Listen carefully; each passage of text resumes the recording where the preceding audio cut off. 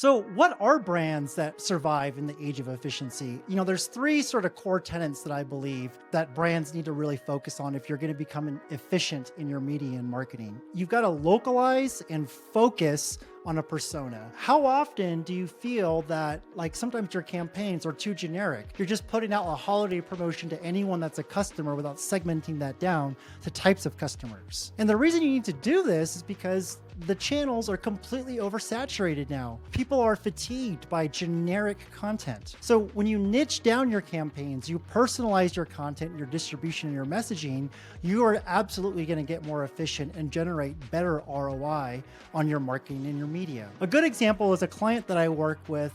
Their target persona are nurse practitioners. And they actually did a really good job of further segmenting down their audience to what are referred to as entrepreneur nurse practitioners. These are nurse practitioners who go and they start their own Botox clinics, IV therapy, hormone or weight loss clinic. They're true-blooded entrepreneurs. But even better is that my client, they decided to even segment their persona even further into their career life cycle. So they're entrepreneur NPs that are thrivers. There are ones that have started a practice, they're scaling, and they want to scale even more. Then there's nurse practitioners, entrepreneurs who are starters. They just started their practice, they're kind of struggling a little bit, but they're well on their way to building their own business. And then last but not least are the dreamers, the ones that, hey, maybe they thought about it and they're dreaming about it, but they don't think it's for them. And so this organization, their job is to sell courses to these NPs at the different career life cycles to help encourage them to basically build their practices. What they have to do now is they actually build three separate types of campaigns targeted to thrivers,